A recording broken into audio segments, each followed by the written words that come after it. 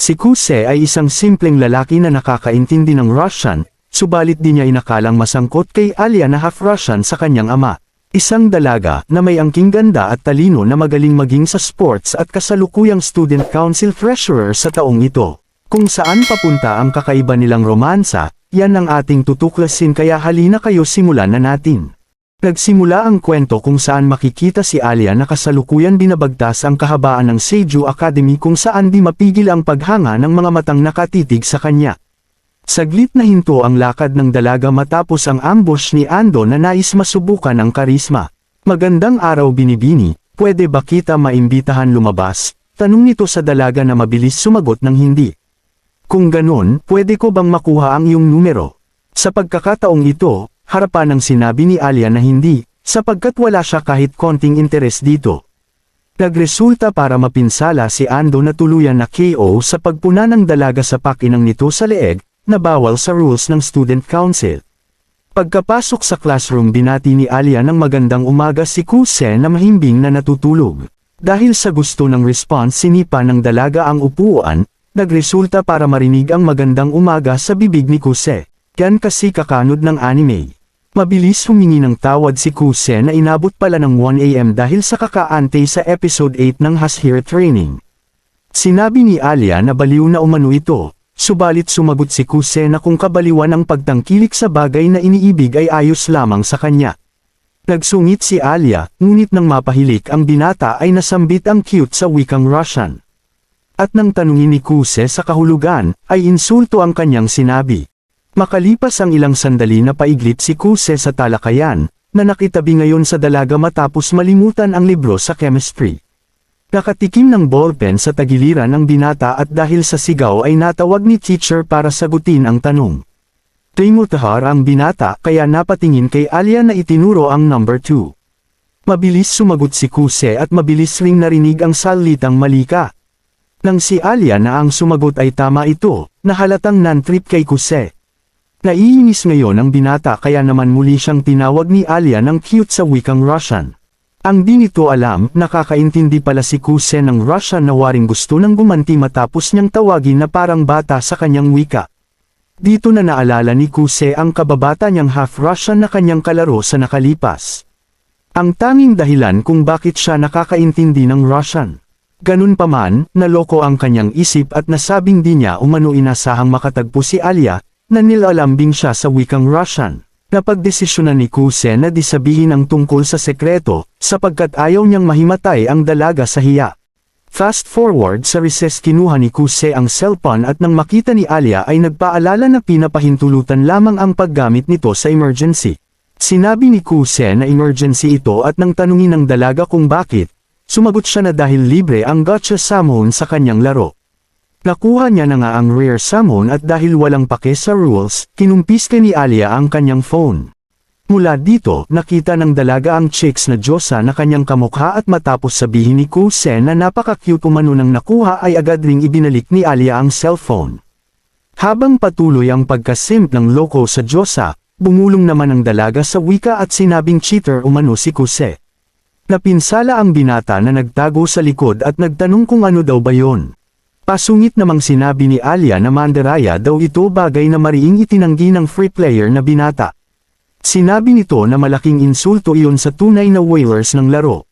Patuloy nagsungit ang selos na dalaga hanggang sa napunta ang eksena sa kantin.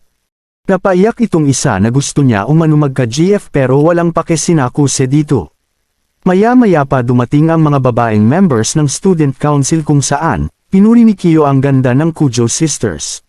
Samantala di naman mapigil ni Maro ang pagkasimp sa ate ni Alia na si Masha kaya agad sinabi ni Kuse na wala siyang pag-asa dito.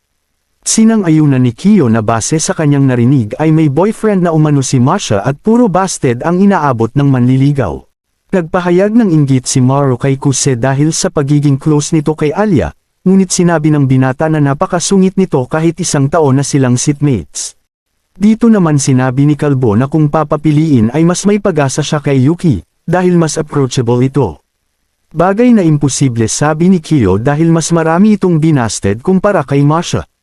Sa ilang sandali nakita si Kuse ni Yuki, na nagtanong kung pwede makitable. Sinang-ayunan nito ng tatlo kaya napaupo na rin si Alia na agad nagselos. Kapansin-pansin ang closeness ni Kuse at Yuki, kaya napatanong si Alia kung magkaibigan ang mga ito. Sinabi ni Yuki na magkakilala sila ng lubos sapagkat lagi silang magkasama pumunta sa eskwela simula elementary. Namangha ang dalaga sa narinig habang nagtanong naman si Kuse kay Yuki kung magkaibigan ang dalawa. Sinabi nito na hindi pa, kung saan na kayo kung sinabi ni Alia na ayos lang naman sa kanya. Naramdaman ni Mamoru ang pagka-extra nila kaya mabilis silang umalis sa upuan. Agad nag-one step si Yuki kay Kuse na ikinaselos ni Alia. Tinatanong nito ang tungkol sa offer kay Kuse na samahan siya sa student council. Tumanggi si Kuse, ngunit nag-insist si Yuki na babagay ito sa student council, lalo pat may experience na ito. Ipinaliwanag ni Yuki kay Alia na nung nasa elementary pa lang sila ay naging vice niya si Kuse. Sinabi naman ng binata na no choice lamang siya dahil kailangan ni Yuki ng running mate. Dito na sinabi ni Yuki na kahit di halata ay maaasahan naman si Kuse. Mas nagpaselos ito kay Alia na sinabing alam niya na yun sabay inom ng cola. Matapos ang kainan nagpaalam na si Yuki, at dito ay nasabi ni Alia na di niya umano inasahan na magkaroon ng kaibigang babae ang adik sa anime. Gulat ang binata kaya sinigurado niya kay Alia kung hindi kaibigan ang tingin nito sa kanya.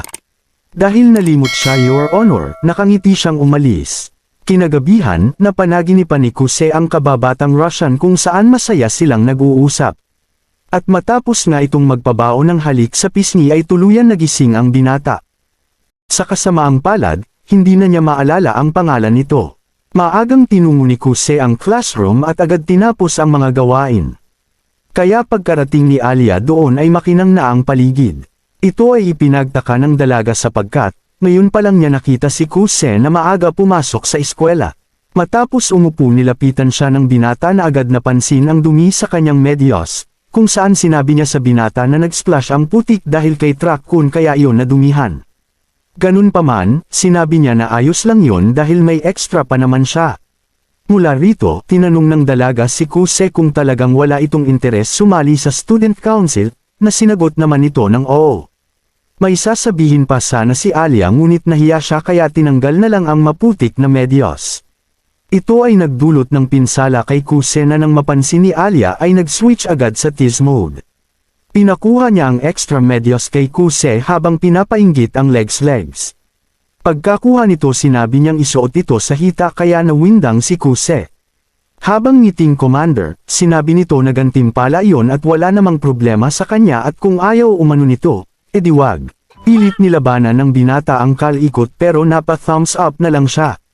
Mula dito, napapaisip na si Kuse kung bakit nilalambing siya ni Alia sa wikang Russian, at kung ang pangtitrip ba nito sa kanya ay dulot ng pagka-stress. Nagtanong si Alia sa iniisip nito kung saan sinabi niya na kung ano ang meaning ng Russian word kanina. Sinabi ng dalaga na duwag umano, kaya siya na ang maglalagay ng medyas. Dahil dito nag-init ang binata kaya agad hinawakan ang paa ni Alia na napapailing ngayon, dahil di pa ready sa resulta ng panty trip niya kay Kuse. Habang nakikiliti, nilagay na nga ni Kuse ang medyas with pride and honor. Nang di sinasadyang humaplos ang kamay nito sa lupain na sinisikatin ng araw. Pinakain siya ni Alia ng sipa na agad ring umalis dahil sa hiya. Nagresulta ito para magkahiyaan sa klase, kaya napatext sa kapatid na babae si Kuse.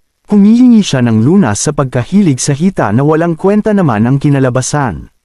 Sa lunchtime, kinompronte na ni Kuse si Alia na tinawag naman siyang manyok sa wikang Russian.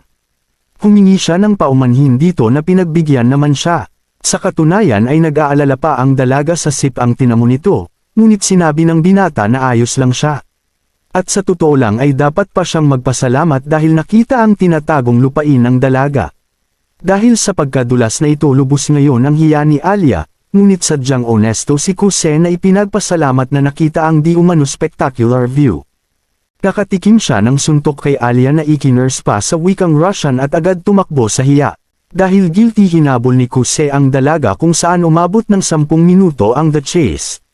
Habang hingal pareho ay akmang magpupropose pa si Kuse ngunit cola lang pala ang dinukot.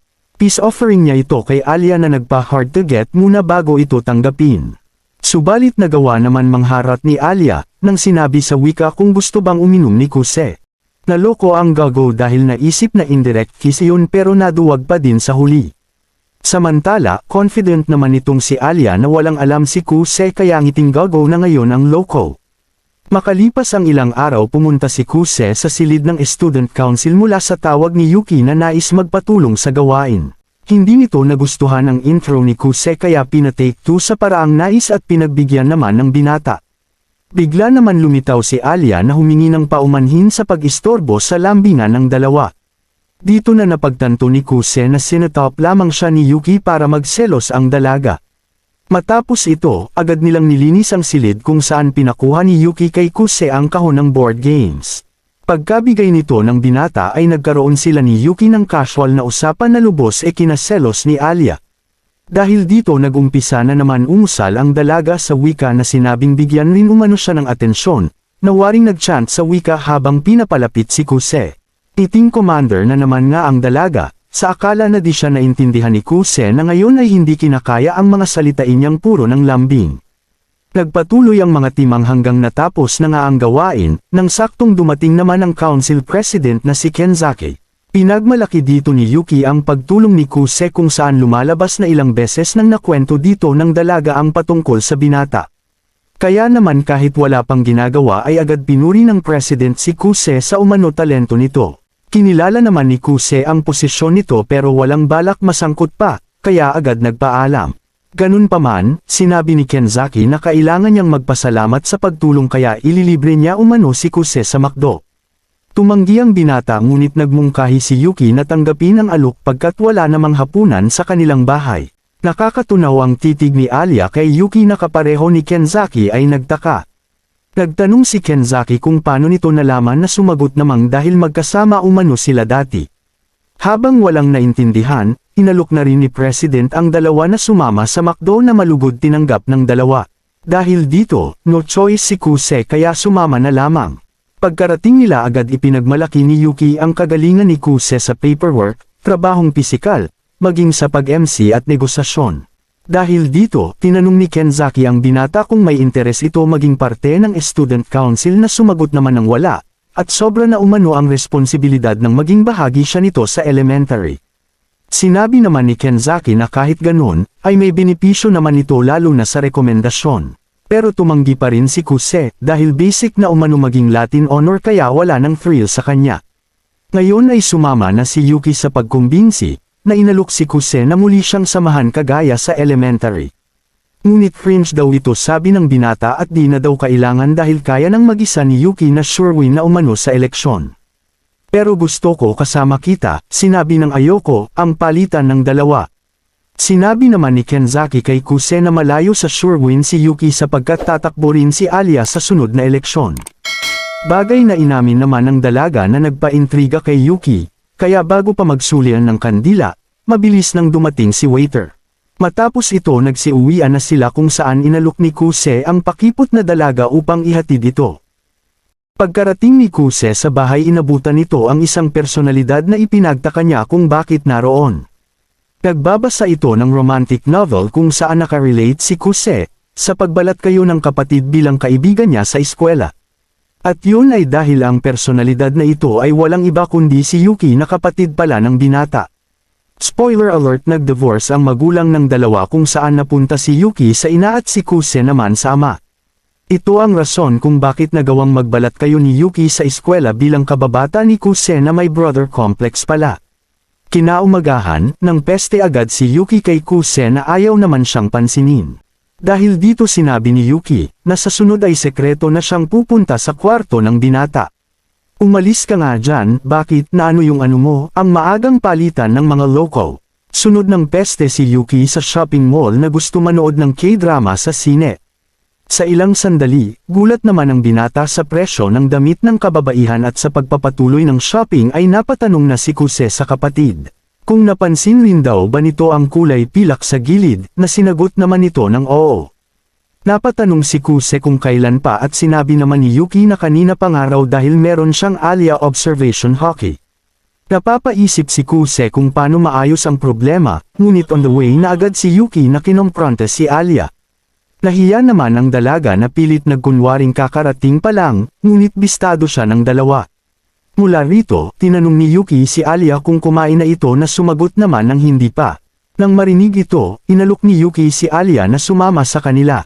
Ganun pa man, namagitan agad si Kuse na sinabing kung kasama raw ang dalaga ay sa iba na lang dahil problema iyon. Napatanong si Alia kung anong problema at dito sinabi ni Yuki na pupunta sila sa kainan ng mga spicy dish. Kaya kung gusto ng dalaga ang ganun ay sumama na ito.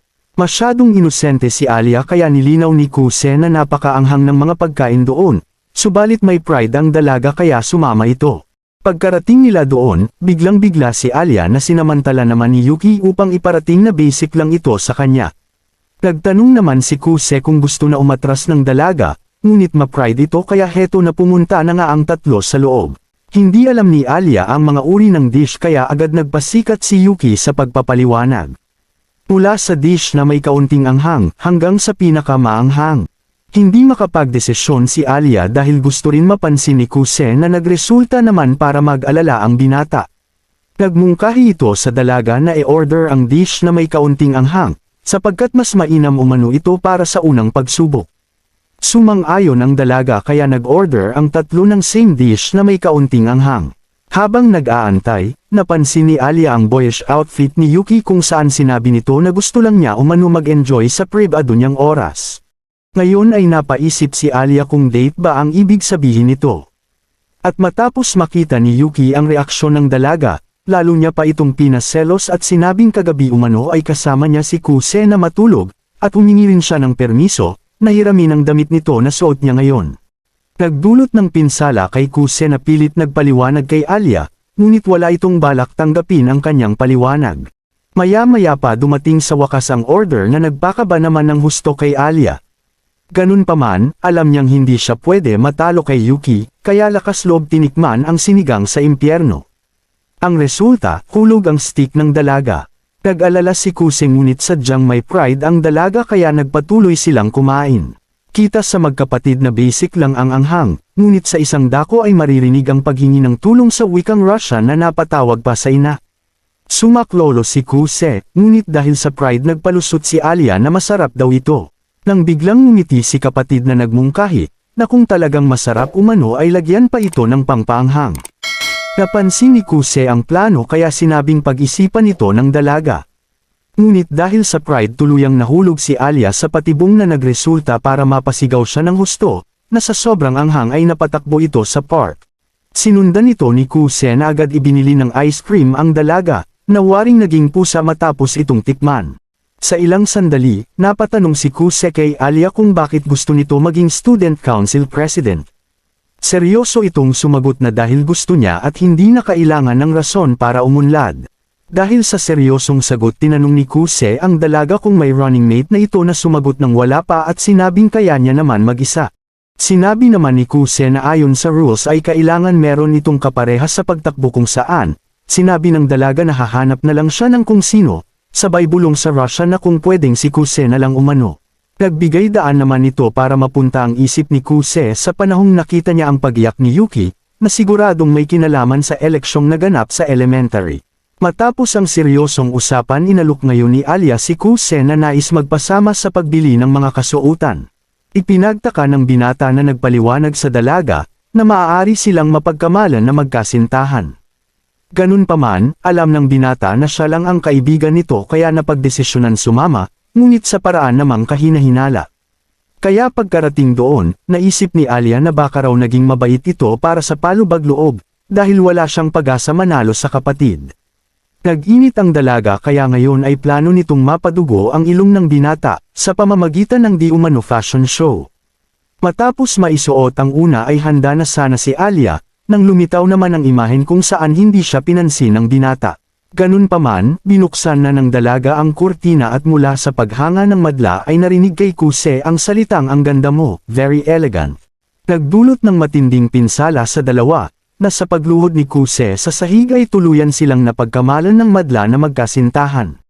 Habang lubos ang kilig na isip naman ni Alia na parang sanay na ang binata kung paano purihin ang isang babae, kaya lumitaw na naman si Yuki na kanyang karibal. Mula rito, ginaya niya ang outfit ng rival kung saan nagpatuloy ang papuri at fashion show ng unregistered special couple. At sa wakas ang hinihintay ng lahat, ang outfit na mas mainit pa sa Hottie Has Here. Pilunsad ng dalaga ang first form pero Clive nang sa di inasahan ay naroon na pala si Yuki, na tapos na mag-shopping. Napaka mapangahas, oo nga ito ang mga salitang waring dismantle na tumama kay Alia na gusto ng maglaho. Nagmayabang tuloy si Brother Complex. Habang pauwi, lutang pa din ang isip ni Alia hanggang sa nagpaalam sila sa isa't isa. Kung saan matapos maiwan ang dalaga ay naisip nito ang ginawa na sinabing, baka umano immoral na siya sa tingin ng dalawa.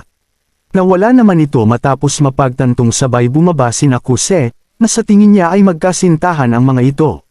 Pagkarating ng dalaga sa apartment ay mababakas ang pagkapagod sa kanyang mukha, kaya naman agad siyang binigyan ng mainit na yakap ng sweet ate na si Masha. Ganun pa man, nanatiling nakasimangot ang dalaga hanggang sa kwarto kaya tinanong siya ng ate sa dahilan. Tumanggi sumagot si Alia sa unang ngunit sa huli, sinabi nitong nakita niya lang umano si Kuse kasama si Yuki, na wala siyang ideyang kapatid pala nito. Pilit mang itago ng dalaga ang selos ngunit bisto na siya ng ate na sinabing, mukhang dumating na ang lalaking magpapatibok sa puso ng dalaga. Sabay tanong, gusto mo si Kuse hindi ba? Ayaw itong aminin ni Alia na masaya nang sabihin na magkaibigan umano sila. Napasmug look na lang si Masha na nagtanong kung bakit sila magkaibigan, gayong ayaw ng dalaga sa mga tamad at petex lang ang alam. Ito ang katanungang nagdala kay Alia sa nakalipas na 6 na taon. Makikita ang guro na nagbigay ng gawain patungkol sa ulat sa mga negosyong lokal, at kung sino raw ang may pinakamaganda ay magkakaroon ng premyo. May matamis na ngiting tinanggap ito ng cute Alia na matapos maatasan ng leader sa local business na gagawa ng ulat, sinabi nitong ibibigay niya ang lahat para magwagi. Kinabukasan, agad nang tinapos ng paslit ang kanyang task ngunit sa di inaasahan, hindi ginawa ng mga kagrupo ang sarili nilang task at sinabing 1 linggo pa naman iyon at basic lang umano. Kaya naman matapos makita ng mga ito ang essay ng paslit, ay lubos ang pagkagulat dahil sobra-sobra umano ang effort ni Alia. Hindi ito nagustuhan ng paslit na nagtanong kung bakit papetex-petex lang ang mga kagrupo. Dahil dito tuluyang naghalo ang balat sa tinalupan na nagresulta para mag-isang gawin ni Alia ang pag-uulat. Sa kasamaang palad, hindi niya nagawang manalo na ngayon ay pinipigil ang pagpatak ng luha sa mga mata. Malungkot nilakad ng paslit ang landas pauwi habang sinisi ang sarili na umasa siya sa iba. Napakiramdam pa nito ay walang sinuman ang dedikado kagaya niya. Kaya tinatak sa isip na simula sa araw na yon ay sarili lamang ang kanyang aasahan at tuluyan ang naiyak. Lumipas ang ilang taon at nagbabalik si Alia sa Japan na kung saan ay pinuri siya ng madla dahil sa pagiging top nito sa entrance exam, gayong transfer lamang siya. Napatanong ang isa kung nanirahan ang dalaga sa bansa dahil sa galing nito magnihunggo, na sumagot namang oo at 5 taon na nga raw yun. Matapos ito, dito na dinatna ni Alia si Kuse sa classroom na nakahilata na naman. Ginising ito ng dalaga, nahudyat naman para magpakilala sila sa isa't isa. Mula rito ay tila napukaw ang interes ni Alia sa binata, na sa paglimot nito sa textbook, mababang performance sa PE class, at sa pagtulog sa talakayan ay di niya namalayang, nakabisa niya na pala kung gaano ito katamad. Lumipas pa ang ilang buwan at naharap ang klase sa isang malaking gawain para sa school festival, kung saan habang abala itong si Mauro sa pagpaplano ay petex lang ang karamihan, na nagpaalala kay Alia sa kanyang mapait na nakaraan. Muling naiwan mag-isa ang dalaga sa silid, at matapos masugatan ang kamay sa pagtahi ng ghost costume, naisip ng dalaga na hindi siya pwedeng sumuko kahit pa magresulta ito sa kanyang pag-iisa. Dito na nag-entrance de grande si Kuse, na nagmungkahing umuwi na si Alia at sinabing kinabukasan ay pagtutulungan na lamang nilang tapusin ang gawain. Tumanggi ang nakasimangot na dalaga, sinabi nitong mamaya na at tatapusin muna ang tinatahi. Dahil dito, umaksyon na si Kuse at sinabing tutulungan sila ng handicraft club para sa mga costume, sabay pinakita ang papel na naglalaman ng permiso para magamit ang eskwelahan buong gabi, na sabi ng binata ay dagdag interes para sa mga nakahilata. Ayon pa sa kanya kailangan lang i-set up ang mga kalalakihan sa mga dalaga sa handicraft club, bilang oportunidad magpasikat para mas produktibo ang paggawa. Ito ay mga bagay at pagpaplano na nagawa ni Kuse dahil sa koneksyon at tinatagong kasipagan, na ngayon ay sinabi kay Alia na umuwi na ito, pagkat di niya naman kailangan gumawa ng mag-isa. Ganun pa man, na-trigger nito ang PTSD ng dalaga na ipinahayag ang dedikasyon sa paggawa, na ayaw magbigay ng produksyong basta lamang. Sinabi ni Alia na alam niya umanong hindi naman sila ganon kadedikado kaya nga raw pinipilit niyang gawin mag-isa ang trabaho, sabay tanong kung mali ba yun. Walang pag-alinlangang sumagot si Kuse na sinabing sa maling destinasyon nakatuon ang mga efforts ng dalaga.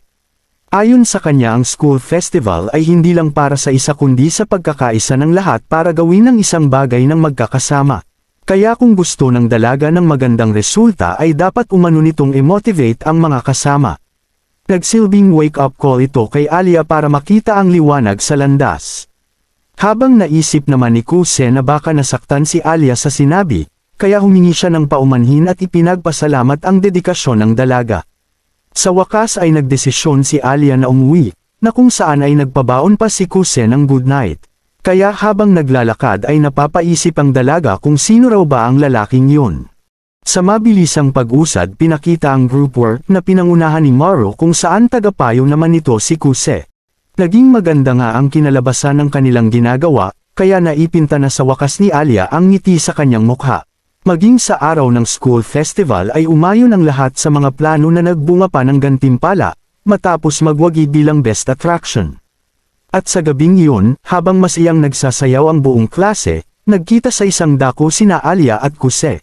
Humingi ng permiso ang dalagang tumabi, at pinagbigyan naman ng binata na napatanong kung bakit daw hindi nakisayaw si Alia, gayong sigurado siyang pumipila ang madla para sa kanyang kamay, o kung dahil ba yon sa di siya marunong sumayaw. Di ito nagustuhan ni Alia at sinabing nag-aral siya ng ballet sa kabataan kaya basic lang umano yon. Ganun pa man nga raw, sinabi niyang di siya marunong bilang palusot sa mga pumipila dahil ayaw niyang maistorbo. Sumangayon si Kuse at sakit nga raw yon sa ulo. Ngunit sinabi ni Alia na sanay na naman daw siya. Ice princess ka nga, ang nasambit ng binata. Sumimangot ang dalaga dahil dito napatanong si Kuse, kung dahil daw ba yon sa iniisip ng iba na siya ay mapag-isa. Nagdulot ito ng inis kay Alia na ayaw nang marinig ang salitang mapag-isa, kaya agad humingi ng paumanhin ang binata. Mula rito, nagpaliwanag si Alia na ang ayaw niya ay ang salitang prinsesa, dahil nagre-resulta ito para i-label siya bilang maharlika. Alam nga raw ng dalaga na biniyayaan siya ng angking ganda at talento.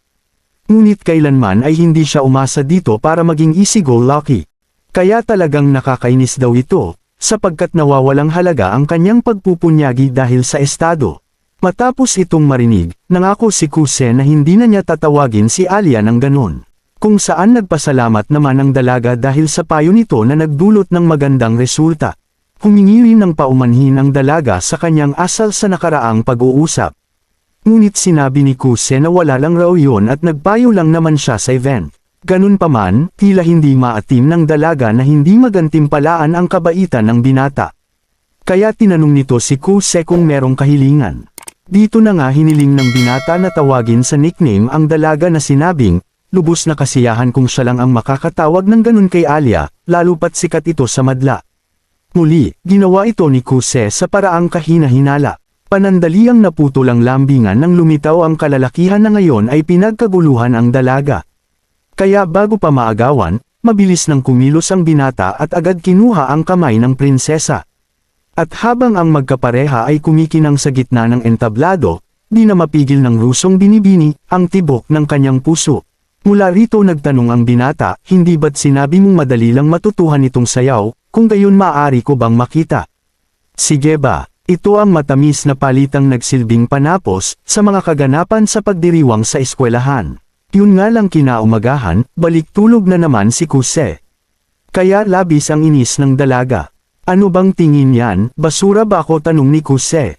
Harapang sinagot ni Alia na oo, habang iniisip na mukhang pinaasa lang siya ni Kuse sa wala. Matapos marinig ang kwento, buo na si isip ni Masha na yun ang dahilan ng pagkahulog ng kapatid kay Kuse. Muling itinanggi ni Alia, sinabi nitong friends lang umano sila. Ngunit friends to lovers nga raw yun sabi ni Masha, na kinuha ang laket na alaala ng first love. Nagpatuloy si Alia sa paliwanag at sinabing alam niyang maaasahan si Kuse at nagtitiwala din siya dito. Tubos ang kilig ni Masha at sinabing, ang mga pagkilos sa panahong kailangan ay talagang bukod tangi. Nabanggit na nga nito ang nakalipas, tungkol sa lalaking nagligtas sa kanya sa pag-atake ng isang aso. Ngunit bago pa maituloy, pinapalabas na siya ni Alia, na hindi kaya ang kanyang cringe. Sa sumunod na umaga, tinungo ni Kuse ang silid ng student council bilang pansamantalang kahalili ng kapatid. Agad nagpakilala ang cute ate ni Alia at tawagin daw ito ng binata bilang Masha. Na-awkward si Kuse, ngunit matapos hawakan ni Masha ang kanyang kamay para sa klasikong pagbati, ay biglang naiba ang ihip ng hangin. Nakaramdam si Masha ng pagkapamilyar sa binata kaya tinanong nito ang pangalan. Titong tumubo ng binata habang si Masha naman ay waring tumigil ang mundo matapos marinig ang masa chika. Dahil sa eksenang ito napatanong si Kenzaki kung may dumi daw sa likod ni Kuse, na sinagot naman itong bakit pa sa likod may mukha naman siya. Dito na inalis ni Masha ang pagkahawak sa kamay ni Kuse at sinabi sa Russian na umalis na sila. As usual nagkunwari si Kuse na hindi siya nakakaintindi, at mula rito ay tinungo ng dalawa ang mall sa Ayala. Pagkarating doon nahirapan si Kuse makisabay sa dalaga, sapagkat hindi na ito nakikinig sa sinasabi ng iba, lalo nang makita ang cute na mga plushie. Sa huli dinala nito si Alia Kitty, na matapos ipahawak kay Kuse ay kukuha sana ng litrato, ang kaso ayaw ng binata sa camera. Sunod silang pumunta sa coffee shop at dito napag-isip-isip ng binata, na mas mainam kung si Yuki ang sumama, dahil tinuruan nito ng ina sa mga girl stuff. Naging daan nito para muling maalala ni Kuse ang mapait na mga sandali, sa panahong naghiwalay ang kanilang mga magulang. At matapos mapansin ni Masha ang panglaw sa kanyang mata, agad siya nitong binigyan ng mainit na yakap, kung saan naiisip niyang parang pamilyar ang pakiramdam nitong dulot. Ganun pa man, bumalik ang kanyang malay tao dahil sa init ng kape sa likuran na hawak pala ni Masha, at nang mahulog ito ay tuluyan siyang napasigaw. Habang sa isang tabi ay bakas ang selos sa mukha ni Alia Kitty. Sa pagbabalik ni Kuse sa silid, agad napansin ni Kenzaki ang plushie na hawak ni Masha. Ganun pa man, dito pinagbigyan ni Kenzaki na ilagay iyon sa opisina. Samantala, pinasalamatan ni Kenzaki ang pagsama ni Kuse kay Masha sapagkat naiwasan nila ang maaaring kompromiso, na dulot ng pagkahilig ni Masha sa cute na mga plushie. Muling kinumbinsi ni Kenzaki si Kuse na sumali sa student council subalit muling tumanggi ang binata, na ngayon ay nagtanong kung bakit pinipilit siya nitong sumali. Sinagot ito ni Kenzaki ng tanong na bakit daw umano ayaw sumali ng binata, gayong maganda ang ipinakita nito bilang vice president sa junior high. Sinabi ni Kuse na yun mismo ang dahilan sapagkat hindi naman siya sumali roon dahil sa isang makabuluhang rason. Ngayon ay sinabi ni Kenzaki na wala namang problema kung maganda ang rason o hindi, lalo pat naging presidente siya dahil lamang sa gustong mapasagot ang noy nililigawan. Pinakita nito ang picture kay Kuse kung saan lubos ang gulat ng binata, dahil mataba ito noon at mukhang kulang sa aruga kumpara sa estado nito ngayon. Mula rito, nagkwento si El Presidente na sa panahong iyon ay literal siyang baldog dahil walang talento at hilig sa pag-aaral. Ganun pa man, nabago ang kanyang pananaw matapos mahulog kay Chisaki na kasalukuyang kasintahan at bise niya ngayon. Dahil sa aking pag-aasam na marinig ang matamis niyang oo, inayos ko ang aking sarili at maging ang pagiging presidente ay parte sa planong iyon, ang wika ni Kenzaki. Kumbinsido si Kuse sa pagiging cringe nito kaya muling sinabi ni Kenzaki na hindi naman mahalaga kung maganda ang rason o hindi.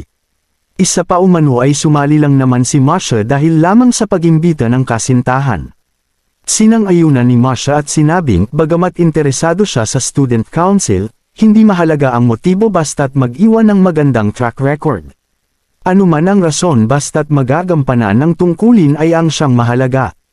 Pinasundan ito ng pagpuri ni Kenzaki sa binata dahil sa maganda niyang ginawa, noong maging bise ng kapatid na si Yuki sa nakalipas. Na ayon kay President ay hindi dapat ikahiya ni Kuse.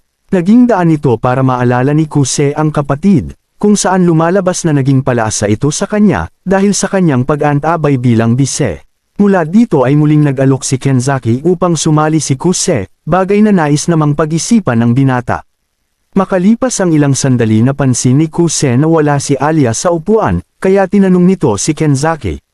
Dito sinabi ni President na kasalukuyan nitong inaayos ang busot sa pagitan ng soccer club at baseball club. Ayon sa kanya, parehong nahaharap ang dalawang panig sa kani-kanyang event kaya pinagtatalunan nito ang field bilang lugar ng kanilang pagsasanay. Karaniwang si Chisaki dapat ang umaayos ng mga ganitong bagay, subalit sinabi ni Kenzaki na inaasikaso nito ang Kendo Club, kaya si Alia ang kanyang pinadala para sa kapakanan ng karanasan, lalo pat nais tumakbo ng dalaga bilang presidente sa sunod na eleksyon. Nagdulot ito ng pagkabahala kay Kuse kaya agad na siyang umalis para hanapin ang dalaga. Samantala, patuloy ang pagtatalo ng magkabilang panig na sinusubukan naman pakalmayan ni Alia. Nagtanong ang isa sa dalaga kung may solusyon itong naiisip, na nagmungkahi namang magsanay ang isang panig sa tabing ilog. Ganun pa man, mas maganda ang field bilang lugar ng pagsasanay, kaya walang sinuman sa mga ito ang nais magparaya. Nagpatuloy silang magtalo na rason para bumaba ng husto ang moral ni Alia. Iniisip nitong ito na marahil ang kabayaran ng kanyang pag-iisa, pangmamaliit sa iba at ang pagtanggi na makisangkot kanino man. Tuluyang naluha ang dalaga na nasambit na lang sa wika ang kanyang paghingi ng tulong. Sinagot naman ito ni Kuse na nag-entrance de grande na naman. Nagpakilala ang binata na miyembro ng Student Council bilang tagapamagitan, na ngayon ay seryosong nakangiti. Sa isang flashback, makikita ang binata na nilalakad ang labasan ng silid kung saan narinig nito ang pagtatalo ng dalawang panig. Pagkarating nito sa labas ng pinto, napagtanto niyang nahihirapan si Alia na ayusin ang busot. Ngunit naiisip niyang kailangan iyon sa pag-unlad ng dalaga kaya aalis na sana, nang biglang marinig ang mapanglaw na boses na humihingi ng tulong sa wikang Russian. Nagdulot ito ng pagkahabag kay Kuse na sinabi sa Russian ang kanyang pagtugon, habang nilalakad ang silid na pinagmulan ng pagkasawing palad na iyon. Mabilis ang naging pagkilos ni Kuse na matapos malaman ang sanhi ng pagtatalo ay agad ipinahayag ang kanyang mungkahi. Ito ay ang paglipat ng baseball club sa tabing ilog para sa pagsasanay, sa kondisyong magpapadala ng miyembro ang soccer club bilang tagakuha ng bola, sa kadahilan ng mas marami ang miyembro ng mga ito. Tila ayaw pa rin tanggapin nito ng bawat panig, subalit inasahan na ni Kuse ang pagtindig ng tagapamahala sa soccer club, na ngayon ay sumangayon sa mungkahi ni Kuse. Dahil sa mga chicks ang magiging fetcher, napa-oo na lang sina Kalbo na hudyat naman para magkasundo ang dalawang panig. Ito ang mga pagkilos ni Kuse na mas nagpapahanga pa kay Alia. Makalipas ang ilang sandali, habang pabalik ang dalawa sa silid ng student council, humingi pa ng paumanhin si Kuse sa dalaga. Iniisip nito na inagawan niya ng responsibilidad si Alia, subalit sinabi ng dalaga na wala yung problema bagkus ay nagtanong kung paano nagawa ni Kuse ang malaaya no koji feat na iyon. Mula dito ay ipinaliwanag ng binata na magkasintahan ang pinuno ng baseball club at tagapamahala ng soccer club. Kung kaya matapos niyang ipasa ang mungkahi, ay agad na itong sinamantala ng tagapamahala nang sa ganun maayos agad ang gusot, na kinasangkutan nilang magkasintahan. Sa madaling salita si Kuse ang gumamit ng susi para buksan ang liwanag sa isip ng madla. Ipinagpatuloy ni Kuse ang paliwanag at sa gitna ng masayang pag-uusap ay kanilang dinatnan si Kenzaki na nag-aantay sa kanila. Agad itong nagtanong sa kinahinatnan ng kanilang lakad at matapos iparating ni Kuse ang magandang balita, ay agad binigyang credit ni President si Alia. Ganun pa man, bisto na ni Kuse na sinet up lamang siya ni Kenzaki kaya kahit pa nagpalusot ito, ay wala siyang kawala dahil may sanib ata talaga ni Ayano Koji ang binata. Ngunit sa huli, tuluyang tinanggap ni Kuse ang alok na sumali sa student council, na ngayon ay dilubos maisip kung paano siya nahulog sa plano ni El Presidente. Mula dito, nagtanong si Alia kung seryoso si Kuse sa pagsali sa student council, at kung dahil ba iyon sa gusto nitong maging running mate ni Yuki. Sinagot ng binata sa patanong na paraan, na kung ano ang gagawin ng dalaga kung sabihin niyang oo, at kung magkikwit ba ito sa pagtakbo dahil dun. Walang pag-alinlangang sumagot si Alia na hindi, at hindi siya atras kahit pa si Kuse ang maging katunggali. Dahil sa determinasyon sa mata ng dalaga, nagbalik tanaw kay Kuse ang pagiging dedikado ng dalaga. Nagresulta para kanyang ipahayag ang pagsuporta kay Alia na sinabing, gagawin niya ang lahat para manalo ito bilang presidente, at hindi niya nahahayaan pa itong maging mag-isa. At sa isa na namang epic scene ay inabot ni Kuse ang kamay kay Alia, na waring pahiwatig ng pananatili nito sa tabi ng dalaga na kanyang pagsisilbihan. Naging sanhi ito ng tears of joy sa dalaga na ngayon ay inabot sa binata ang kanyang kamay, at sa wikang Russian ay sinabi ang salitang gusto kita. Nagdulot ito ng matinding pinsala kay Kuse na naramdaman ngayon ng excitement, na pareho noong nakikipagkita pa siya sa kababatang Russian. Subalit, dahil sa ngiting ito, gumana ang intuition hockey ni Alia, na agad tinanong ang binata, may iniisip kang ibang babae diba? Napatanong si Kuse kung paano nito nalaman, at dahil sa pagkadulas na ito ay naloka ang isipan. Bahagyang hininto ni Alia ang pagdurog sa kamay ni Kuse para maniguro kung si Yuki ang iniisip nito. Ngunit nang sabihin ni Kuse na hindi nagkakamali ka, ay muling hinigpitan ang hawak, sabay bitaw ng malakas na sampal na talagang nagustuhan pa ng loko. Mula dito, inabot ngayon ni Alia ang kanyang kamay kay Kuse, kung saan ipinagpatuloy nila ang romansa at mga pagkalikot habang naglalakad pa uwi. Matapos ang ilang sandali, narating sa wakas ng dalawa ang apartment ng dalaga. Tinanong ni Alia kung masakit pa rin ang pisngi ng binata, dahil sa sampal na tinamo na sinagot naman nitong, ang sakit nga namamanhid. Dahil dito, ginantimpalaan siya ng dalaga ng halik sa pisngi, na naging sanhi naman para malito di taranta ang kanyang isip. Di nito malaman kung dahil ba yon sa gusto siya nito, o kung klasikong paraan lamang iyon ng goodbye sa Russian. Makalipas ang ilang sandali, nakikipagsagupa naman ngayon ang dalaga sa kanyang isip. Pilit nitong tinatanggi ang pag-ibig kahit pa nasambit sa binata ang kanyang pagkagusto. At kahit pa umano totoo iyon ay mas prioridad niya ang maging presidente, nang muling lumitaw ang imahen, kung saan rejection ang kanyang inabot kay Kuse matapos magtapat. Dahil dito, bagdag ang inabot ng unan habang sinabing, ayaw ko rin sayo. Matapos ito, dumating ang kanyang ate na sa kanyang akala ay na-stress. Sa kabaliktaran, hinarap siya nito ng may matamis na ngiti at dahil umano ito sa wonderful encounter niya kay Alia Kitty. Pilit kinumbinsi ni Masha ang kapatid na kamukha nito ang plushie, subalit sadyang di makasabay si Alia sa kanyang kakyutan. Mula dito, binanggit ni Masha ang tungkol kay Kuse, ngunit natigilan ito at sinabing, mukhang naiintindihan ko na kung bakit nahulog ka sa binatang yun. Itinanggi ni Alia pagkat ayaw nito sa cringe.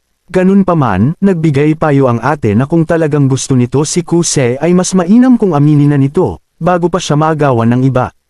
Hindi ito makuha ni Alia na napapaisip ngayon kung bakit iyon nasabi ng kanyang ate. Balik kay Kuse na naglalakad pa uwi, naloka ang isip ng binata dahil sa kakornihan na pinagsasabi, kaya napatingala na lang siya sa langit, habang iniisip kung ang pagtago ni Alia sa nararamdaman gamit ang Russian language ay hindi lamang isang laro, sinabi pa nito na akala niya ay way of enjoyment lamang yun ng dalaga, ngunit pinutol ang pagkalito at kinumbinsi ang isip, nakapareha niya lamang ito na laging mali ang nasasambit sa mga delikadong sitwasyon. Mula dito, lumitaw ang imahen sa isip ni Kuse, kung saan nag-aaway ang kanyang magulang, kaya nasabi ng binata na isa siyang tanga para mag-alala sa pag-ibig, at ang pagdeklara ng suporta kay Alia ay hindi niya inasahan, gayong siya mismo ay pinapasa ng responsibilidad sa kapatid at tumakas. Matapos ito, nakarating sa wakas ang binata sa apartment kung saan nakita niya ang tsinelas ni Yuki at naiisip niyang maaring nakibahagi ito sa pag-oo niya kay Kenzaki na sumali sa student council. Binuksan ng binata ang pinto ng magulantang ito sa eksenang tumambad sa kanya. Napasigaw si Yuki ng menyok, ngunit bisto na siya ni Kuse, na sinabing tumahimik umano ito sapagkat plinano nito ang nangyari matapos marinig ang pagbukas niya ng pinto. Aalis na sana ang binata nang pigilan ng pesteng bata na sinabing may dahilan siya sa ginagawa. Pinagdamit ito ni Kuse, ngunit nagtawel lamang sabay sabing meron siyang importanteng bagay na napagtanto. Tinanong ito ni Kuse at sinagot naman siya ng pesteng bata na sa tinagal-tagal nilang magkasama ay hindi pa umano sila nagkaroon ng silap eksena. Nagresulta ito para maloka ang isip ng binata at nagpatuloy naman si Yuki sa pamimestay nito sa kanya. Sa ilang sandali pa napatigil si Yuki na sinabing napinsala na naman ito ang binata. Ganun pa man, nanatiling cool si Kuse kaya nag-init muli si kapatid. Sinabi nito na itigil niya umano ang pagiging unfazed lalo pat nakita naman umano nito ang lahat mula Batanes hanggang Hulo. With pride and honor sinabi ni Kuse na mapipinsala lamang siya kung full package ang ipapakita nito, at talagang may hustisya umano kung di lang Chocolate Hills ang makikita kundi pati ang mahiwagang lupain na sinisikate ng araw. Hindi naman ito abot ng kakayanan ni Yuki kaya nag-akol ang panalo si Kuse, nang muli siyang pigilan ni kapatid, "Huwag ka nga nakita mo lahat di ba? Mamon lang ang nakita ko." Matapos ang mga kalokohang sagutan na ito, dito na napatanong si Yuki kung sumali na si Kuse sa student council. Napaliko ang binata saka sinabi kay Yuki na napagdesisyonan niyang suportahan si Alia sa pagtakbo nito bilang presidente sa student council. Dahil dito, napatalon si Yuki sa kama at sinabing pinagpalit umano siya ng kuya, sa babaeng minsan lamang tumabi sa kanyang pagtulog. Tumanggi si Kuse, pero ayaw paawat ni Yuki na kinundi na ang umano. Di pagkakontento ng binata sa kanyang sikap at talagang humanap pa ito ng e-cup. Itigil mo nga yung mga e-cup na yan, sagot ni Kuse. Ganun pa man, muling binawi ni Yuki ang poise at sinabing mas mainam pa din ang basong nahahawakan kesa sa malaking baso na beyond reach naman. Ayaw pumatol ni Kuse, pero sadyang nanghahamon ng kapatid na willing ipamigay ang sarili, at ayos lamang umano dahil hinawakan na naman ito ni Kuse nung elementary. Sinabi ni Kuse na wala siyang alam dito kaya naman muling gumawa ng istorya ang kapatid, kung saan habang naglalaro ng habulan ay nagkadapaan at doon na nangyari. Subalit, bistong na ito ng binata sapagkat may hika ito sa nasabing panahon, kaya tigilan na umano nito ang kanyang cringe na hindi naman kailangan. Nagpatuloy ang cute na palitan ng magkapatid hanggang sa nagkasundo ito sa pagsuklay ni Kuse sa buhok ni Yuki. Humingi ng paumanhin ang binata at sinabing mas mainam na sa kanya na marinig at huwag rin itong isipin na dahil yun sa ayaw niya sa kanya. Sumagot si Yuki na ayos lang dahil mas challenge ito gawa ng siya ang magiging kalaban at alam din daw niya na mahal siya ng binata higit kanino man. Mula rito, kumalikot na naman si Yuki at sinabing laging bukas ang pinto kay Kuse, kaya kung magsawa na itong lambingin si Alia ay bumalik lamang sa kanya. Itinanggi ni Kuse ang lambingan at hindi niya daw ito gagawin. Ganun pa man, confident si Yuki na babalik rin ang kapatid sa kanya at tuluyan ang umalis. Sa kanyang kwarto, napagtanto ni Yuki na sa wakas ay nakahanap na si Kuse ng motivation, pero kahit hindi siya yun ay lakas loob na sinabing hindi siya magpapatalo. Kinaumagahan, nagtaka si Kuse kung bakit di siya dinalaw ng kapatid para gisingin, pero positibo naman siya na di ito na-depress sa sinabi kaya bumaba na sana, nang biglang may humawak sa kanyang paa at matapos ang gulat ay nakita niyang si Yuki pala iyon, ang pesteng kapatid. Lubos ang tuwa ni Yuki sa reaksyon ng binata subalit naputol ito dahil naisip niyang natrap siya sa pinagtaguan, at mula dito ay binigay na nga ni Kuse ang nararapat sa mga pasaway na bata. Lumipat ang eksena kay Alia na kabadong inaanti si Kuse dahil sa Russian confession kagabi. Pinakalma nito ang sarili subalit nagulat siya nang marinig ang masa chika dahil dumating na pala ang binata na binati siya ng magandang umaga. Pilit pinakita ng dalaga ang usual self ngunit nagulat siya dahil kumikinang na ngayon ang binata. Maging sa pag-upo nito ay nakikita ni Alia ang kinang na cool umano, kaya naman nahihiya siya sa sarili dahil sa mga likot ng isipan. Napansin ni Alia na hindi natulog si Kuse sa klase, kaya napaisip siya kung binabago nito ang sarili, para tuparin ang pangako nitong suporta.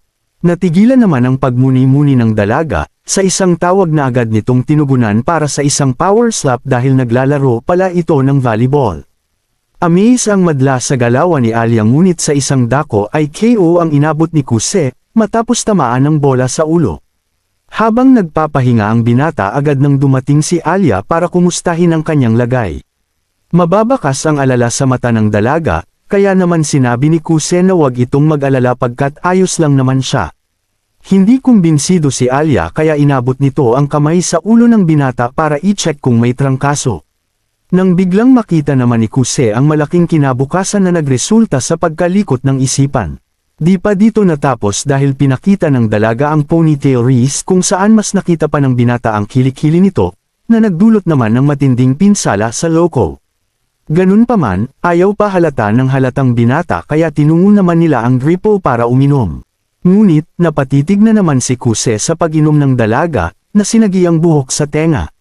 Kaya bago pa mahalata ni Alia ay agad nang nilublob ang ulo sa tubig, at nang tanungin ng dalaga ay sinabing para umano malinis ang dumi sa kanyang ulo. Maya-maya pa dumating si Masha na tinanong kung bakit basa ang binata. Ngunit nanatili itong cool habang nakatingin sa ulap at ang PE uniform umano ay talagang bukod tangi.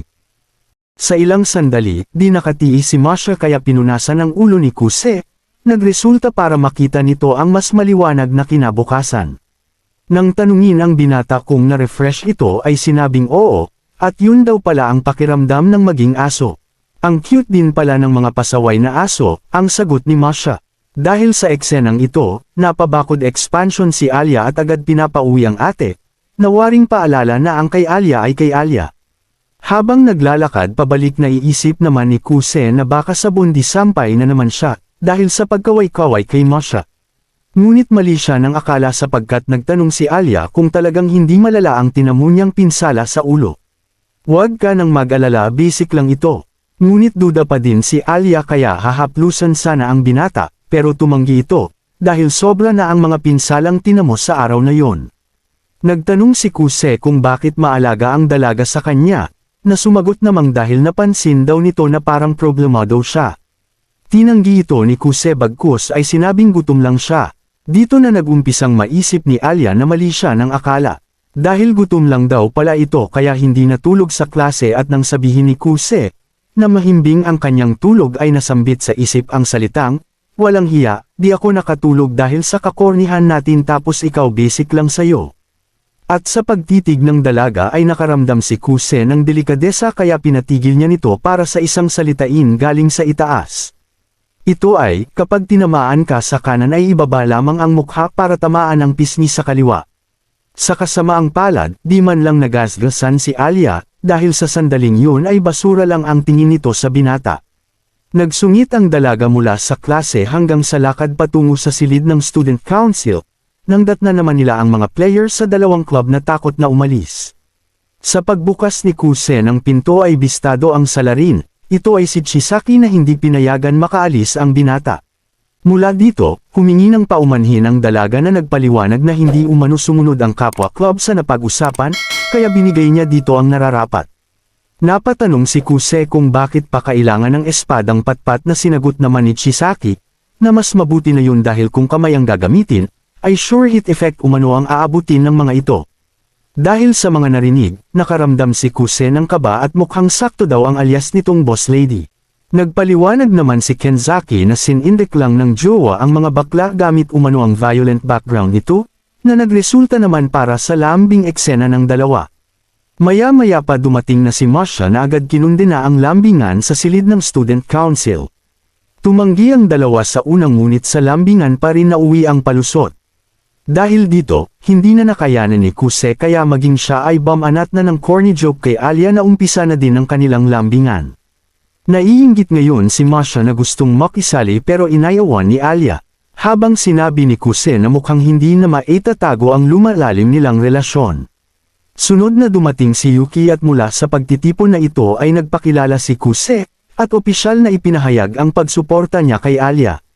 Matapos ipahayag ang pagka-addict sa anime, agad siyang binati ni Kenzaki bilang bagong miyembro ng student council, na nagpahayag pa ng pagtitiwala sa kanyang kakayanan.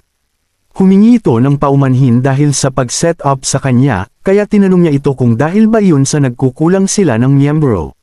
Sumangayon si President, at mula rito ay ipinagbalita ni Yuki ang tungkol sa exhibition, na nais nitong planuhin kasama ang art class. Gusto rin nitong makasama ang council treasurer na si Alia para sa pagbabudget, na binigyang permiso naman ng dalaga. Dahil dito, agad binigay ni Kenzaki ang green light kaya lumakad na ang dalawa.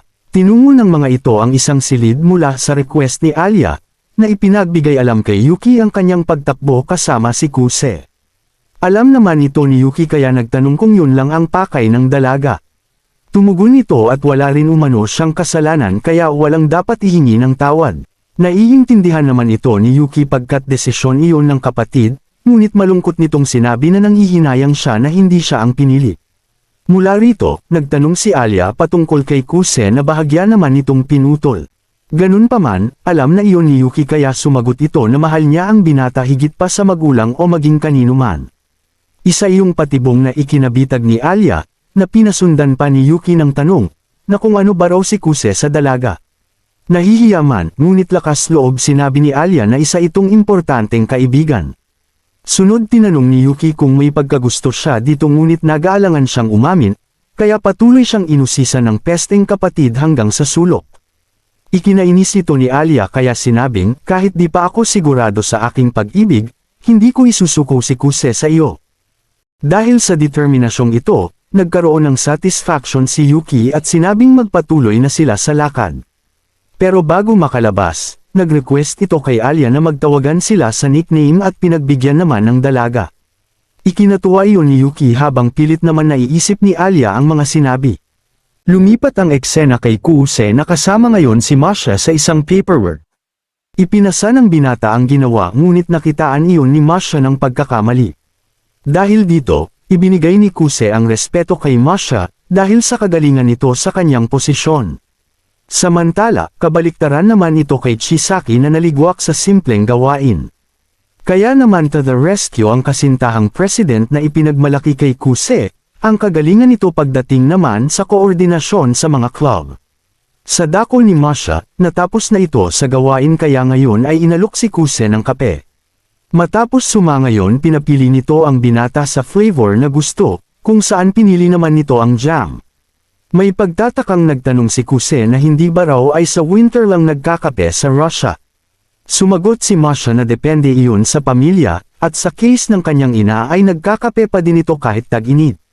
Mula rito, nagtanong si Masha kung marami ang alam ng binata sa kanilang bansa, na sumagot namang hindi at nanunood lamang siya ng Russian movies. Ganun pa man, bluff lamang iyon pagkat nag-aral si Kuse ng husto sa Russia sa pag-aasam na makausap muli ang kababatang Russian. Inihain na ni Masha ang tinimpla at nasarapan naman dito si Kuse, na nagpaalala pa sa kanyang ina na mahilig din sa kape. Nabawi lamang ang kanyang atensyon nang makita si Masha na kumain ng jam bago ang kape. Nagpaliwanag naman ito na depende din yun sa trip ng bawat isa. Tumikim si Kuse ng jam ngunit masyado itong matamis para sa nerd na tulad niya. Dumating sina Yuki at mula sa payapang pagkape ay noindang na naman si Kuse, nang umupo ng napakalapit si Alia sa kanyang tabi. Nang tanungin ito ay sinabi ng dalaga na alinsunod lamang iyon sa pamahiin sa Russia. Duda pa rin si Kuse, kaya nang makita ang kapatid na nakangiti ay alam na may kababalaghan itong ginawa. Siniguro ni Kuse kay Masha ang tungkol sa pamahiin, na tumugon naman at sa totoo daw ay ikakasal ito dahil sa ginawa. Nangyaring kinulit pa nito si Alia kung may nais ng pakasalan, ngunit sinabi nitong pamahiin lang iyon. Nasa pagsambit sa Russia na masyado pang maaga para sa kasal ay lubos ang pinsala ni Kuse, lalo pat naroon si Masha, na obvious nakakaintindi nito. Binigyan ni Masha ng malaking parte ng jam si Alia na ikinagulat naman ni Kuse, na waring isa ring pamahiin sa pag-ibig. Matapos ito, agad na silang dinismiss ni Kenzaki at uwian na. Magkasabay sina Kuse at Alia kung saan nag-alok ang binata na sumaglit muna sa McDo, para pag-usapan ang preparasyon sa eleksyon. Nadismaya naman si Alia at sinabi sa Russian na akala niya ay date umano ito, nagresulta para ma-damage si Kuse. Sa silid ng kainan, nagulat ang binata sa dami ng panghimagas ni Alia, kaya nagpaliwanag ang dalaga na stress reliever lang iyon. Dito na tinanong ng binata kung may ginawa si Yuki na sumagot naman ng wala. Ganun pa man, bisto niya ito kaya sinisigaw sa isip ang pagkataranta dahil sa pinaggagawa ng kapatid. Si Alia naman ang nagtanong kung may namamagitan sa dalawa at sinagot naman ni Kuse ng wala. Dito nagpaliwanag ang binata na balat kayo lang ang hinhin ni Yuki at siguradong iniinis lang nito ang dalaga. Matapos ito, seryusong sinabi ni Kuse kay Alia na sa kakayahan nito ngayon ay matatalo ito kay Yuki. Naniguro si Alia ngunit diretso ang binata at talagang malakas raw ang posisyon nito ngayon. Ipinaliwanag niya na sa junior high election kung saan vice siya nito, ay mayroong 12 running mates ngunit kalahati sa mga ito ay umatras dahil sa general meeting. Nagtanong si Alia kung ano yun at sinagot naman ni Kuse na isa iyong debate patungkol sa partikular na issue. At ang resulta nito ang magdidikta ng katayuan ng tumatakbo, kung kaya napapa-address ang iba bago pa mag-eleksyon. Ganun pa man, sinabi ni Kuse na ibang usapan ang eleksyon ngayon, pagkat marami ang naniniwalang matatalo ang mga ito kay Yuki. Dahil sa red flag na ito, nina si Alia na dismayado kay Kuse, lalo pat chill lang ito kahit sa totoo lang ay waring nag-date na rin sila. Binuhos ng dalaga ang stress sa halo-halo, na sa wakas ay umakit sa mata ng binata. Pilit itinago ng dalaga ang pagkadismaya, nang makaisip ito ng isang pag-atake.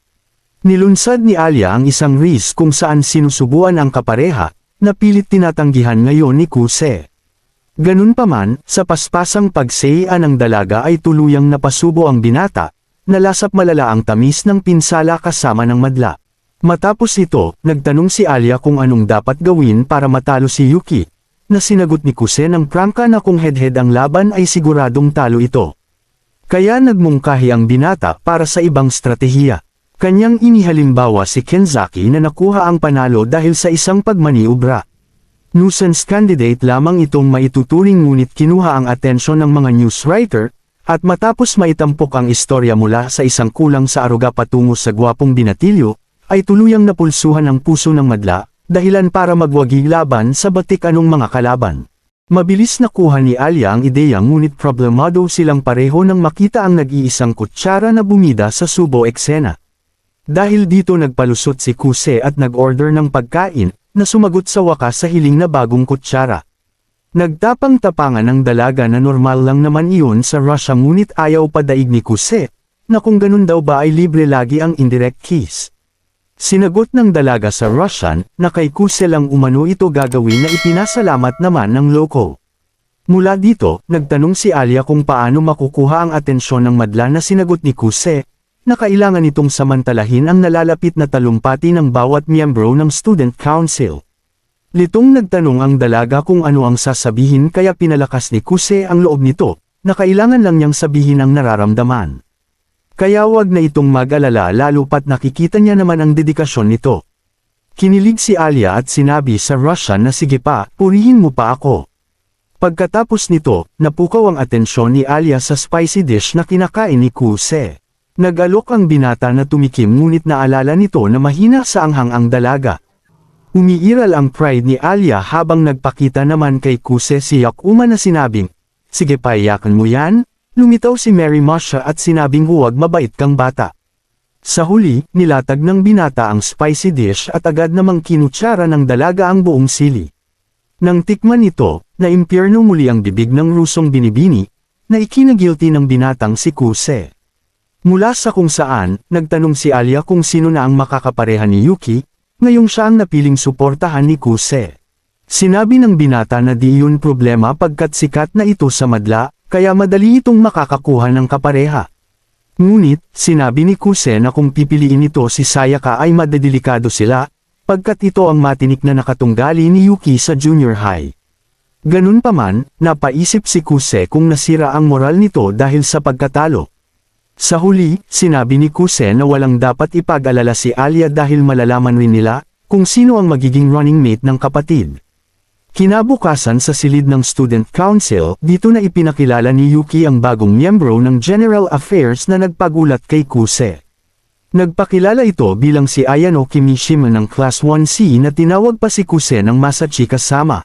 Tiningnan ng binata ang kapatid at dito niya napagtantong may nilulutong na naman itong secret plan. Matapos ang meeting nilakad ni Kuse ang labasan, nang marinig niya ang isang pagtawag. Sinipat iyon ng binata, ngunit nasa likuran pala ito na si Ayano Kirishima.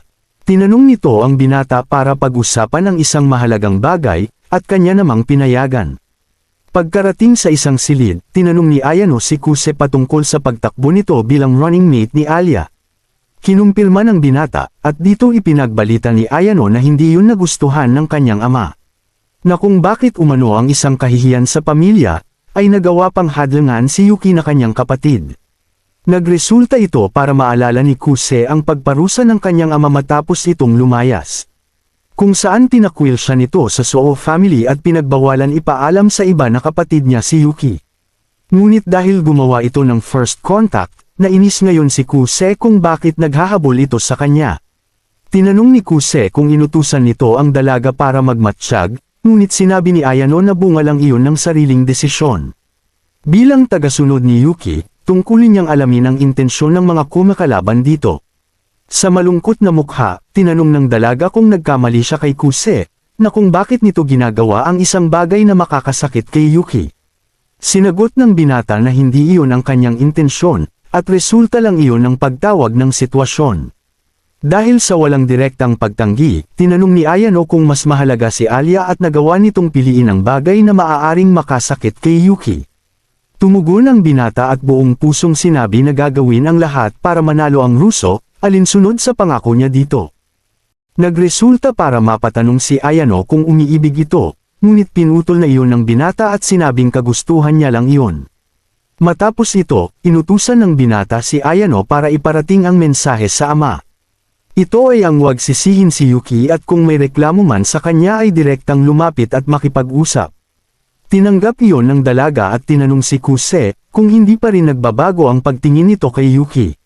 Sinang-ayunan ni Kuse at ang kapatid niyang araw ang pinakamahalaga sa kanya, kaya gawin nito ang lahat para mapatnubayan ang kapatid. Matapos ito napunta ang eksena sa kantin, kung saan pinapili ni Maru si Kuse sa mga chicks sa magazine. Tinuro nito ang isa at napansin ni Kyo na kahawig yun ni Masha. Tinanong ni Maru si Kuse kung type nito si Masha, ngunit taken ng araw ito kaya out of question iyon. Dahil dito, tinanong ni Kyo kung manliligaw ito kung walang boyfriend, sabay tanong ni Maru na kung bakit tinawag na nito sa nickname ang Russian cutie. Agad umiwas si Kuse at wala daw siyang pagkagusto dito, nang sa di inaasahan ay biglang lumitaw si Alia sa nakakakilabot na titig. Sinabi nito sa Russian na walang hiya, at nagawa pa talaga umano ni Kuse na manghagilap ng chick sa magazine. Nagpaliwanag naman ang binata na tinukso lang siya ni Maru, subalit hindi nito napawi ang inis kay Alia na nakalikong umupo. Mula dito, nagtanong si Maru kay Kuse kung nakikipag-date ito kay Yuki, na agad namang pinasinungalingan ng binata. Ayon kay Kuse, kung makikipag-date man siya ay yung madaling pakisamahan. Kilig naman dito si Alia at sinabi sa Russian na sa madaling salita ay siya umano. Walang alam si Kyo, habang naalala ni Kuse ang Rusong kababata at sinabing, kaakit-akit din ang babaeng palangiti. Sinang-ayunan ni Kyo at Maru at talagang mahalaga rin umanong basihan ang pag-uugali ng mga ito. Ganun pa man, nakaramdam si Kuse na insulto iyon kay Alia, at totoo naman pagkat nagtatampo na ito. Kinumbinsi ni Kuse si Maru para magpapuri, subalit hari ito ng sablay at sinabing basic lang iyon sa Ice Princess. Ang resulta, sa bundi sampay ang binata at pati magazine ng chicks ay kumpiskado pa. Sa isang dako, ipinagbalita ni Ayano kay Yuki ang mga sinabi ni Kuse, na nagpahanga dito at sinabing mukhang seryoso talaga ito. Sinang-ayunan ni Ayano at maging ang ano niya ay napapa-ano umano. Dahil sa anong ito, nagtanong si Yuki kung may pagkagusto ito sa kanyang kuya. Itinanggi ni Ayano at sapat na umanong magamit lang siya at magkaroon ng pakinabang bilang tagasunod. Kumulikot si Yuki at sinabing Super M lang naman pala. Nang tanungin ni Ayano kung ano iyon ay super maid umano. Nagresulta para ganahan ang dalaga na sinabi ngayong pagbubutihan pa para masustain ang pagiging Super M. Matapos ito, ipinarating ni Ayano ang sinabi ni Kuse na si Yuki ang pinakamahalaga sa lahat. Napatakbo si Brother Complex dahil sa kilig, na muntik pang isigaw ang pag-ibig sa kuya. Ganun pa man, di niya umano inasahang makatunggali ito, lalo pat bago ito sumali ay basic lang ang mga makakatunggali sa eleksyon. Nagdudulot ito ng matinding kasiyahan, sapagkat hindi pa niya natatalo ang kapatid sa usapang sino ang mas magaling sa kanila. Matapos ito, tinalo na nga ni Yuki si Alia sa laro ng baraha, at talagang asar talo naman ang dalaga. Nagpalusot si Kuse na dahil magaling ang kapatid sa larangang iyon, subalit binoses ni Chisaki ang iniisip niya at dahil umano ito sa madaling mabasa si Alia. Sinang-ayunan ito ni Kenzaki, at hindi niya daw inasahang mas magiging mahirap basahin ang ate nitong si Masha. Sinabi naman ng binata na masyado lang itong cute, ngunit muling nagboses si Chisaki na kung minsan ay sira ang ulo nito. Nang sa isang iglap ay gulatin naman ito ni Ayano na nag-alok ng kape. Napatanong si Kenzaki kay Ayano kung natutuhan nito ang concealment magic bilang tagasunod at sinagot naman nito ng oo. Ipinaliwanag niya na dating tagasunod ang kanyang lolo sa pamilya Suo, ngunit sinabi niyang kagustuhan niyang maging tagasunod, at hindi dahil sa ipinasa sa kanya ng pamilya ang naturang trabaho. Lubos niyang idolo ang lolo, kaya grade 2 pa lang daw ay naging tagasunod na rin siya. Muntik naman itong madulas nang subukan banggitin si Kuse, kaya pinalapit ito ng binata upang paalalahanan. Muling nagtanong si Kenzaki patungkol sa flash skill nito, at dito na napakwento ang dalaga sa pagsasanay nito para maging isang hangin. Pinutol ni Masha ang pakikipagsapalaran na ito at umupo sa tabi ni Kuse, dahil napalayas ng asartalong kapatid. Nag-alala si Kenzaki sa magiging resulta ng laro ngunit kabaliktaran naman iyon kina Kuse at Masha, na naniniwalang nag-enjoy lang ang dalaga. Naubos ang kape ni Ayano, kaya nagpresente si Masha na bumili sa tindahan. Nag-request ang dalaga kay Kuse na samahan siya at hindi naman nagawang tumanggi dahil cute. Mula dito, nagtanong ang binata sa ipapabili ng madla, na madali naman niyang nasa ulo at nagpahanga sa mga ito. Samantala, napaka-cute naman ni Masha pagkat nakisali pa ito sa magpapabili gayong magkasama sila ng binata. Sa kanilang lakad, pinasalamatan ni Masha ang binata sa ginawa nitong pagsuporta kay Alia. Ngunit sinabi ni Kuse na simpleng bagay lang iyon, kaya hindi na kailangan magpasalamat. Hindi ito sinang-ayunan ni Masha, pagkat siya lang ang nag-iisang tao na pinagkatiwalaan ng kapatid maliban sa kanya. Sa kung saan, napatanong si Kuse kung tinatagaw ng dalaga ang tunay na sarili sa kapatid, na nagpahinto naman dito. Sinabi ng dalaga na ayaw lang niya makipag-compete dito, pagkat higit kanino man ay alam niya kung gaano ito kadedikado. Sa isang flashback, makikita ang cute ate na kinumutan ang kapatid, matapos makatulog sa sala dulot ng ginagawa. Ganun pa man, sinabi nito na hindi balat kayo ang kanyang ginagawa, ngunit di niya tinatanggi ang pagiging maalaga sa kapatid. Ayon pa sa kanya, ayaw niyang maramdaman ng kapatid ang pag-iisa, at bilang ate ay tungkulin niyang alagaan ito. Gumawa ng koneksyon ang salitang yun kay Kuse na naisip ngayon ang kapatid na si Yuki, ang tanging rason kung bakit siya lumalaban sa kabila ng pagiging pasaway nito. Pinuri ni Kuse si Masha sa pagiging dakilang ate, kung saan kinilig naman ito at nagpakyut, sabay nagpaalala na sa kanila lang ang napag-usapan. Dahil dito, nasambit na lang ni Kuse na sino umano ang mag-aakalang sa gitna ng pagiging cute nito, ay nakatago ang isang mature side. Ibinalik ni Masha ang parehong salita sa binata, ngunit sinabi nito na hindi naman siya kagaya ng dalaga, na may makabuluhang rason. Sinabi niya na nais niya lamang enjoyin ang buhay, kaya pasimple lang ang galawan ng walang umasa sa kanya. Ganun pa man, alam ni Masha na malalim ang salitang iyon, kaya muli nitong hinaplos ang buhok ng binata upang pahupain ang tensyon sa isip. At dahil sa hinahon ng mga paghaplos ay napapaisip na si Kuse, kung bakit di niya magawang tanggihan si Masha. Sa isang dako, nahinto naman ang lakad ni Alia mula sa tawag ni Sayaka na nais siyang makausap. Direkta itong nagtanong kung totoong tatakbo ang dalaga kasama si Kuse.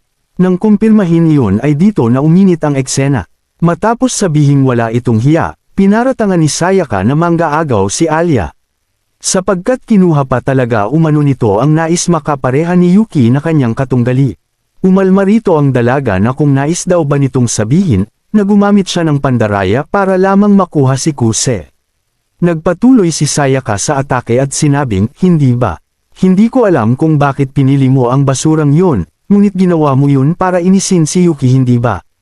Bago pa tumindi ang tensyon, dito na muling nag-entrance di Grande si Kuse para linawin ang sitwasyon. Harapan sinabi ng binata na desisyon niyang samahan si Alia. Nagpainis iyon kay Sayaka at nagtanong, kung bakit umano sa transfer student pa ito sumuporta. Ipinagbigay alam ni Kuse na aprobado ito ng kapatid, kaya nais niyang humingi ito ng paumanhin sa masakit na mga pananalita kay Alia. Dito na nag-init si Sayaka at harapang hinamon ng binata sa isang general meeting. Dineklara nito na papatalsikan niya si Kuse sa lupon ng student council, at matapos subukang sawatahin ni Alia ay ginantihan ito ng maanghang na pananalita. Dahil dito, buong tapang tinungo ng dalaga ang tabi ng binata at sinabi, kung nais mo talagang talunin si Kuse ay ipakita mo muna sa akin ang iyong kagalingan. Tinanggap ni Sayaka ang paghamon na nagsilbing panapos sa kanilang mainit na usapan. Dito na natatapos ang ikapitong kabanata. Palike naman kung inyong nagustuhan. Hanggang sa muli.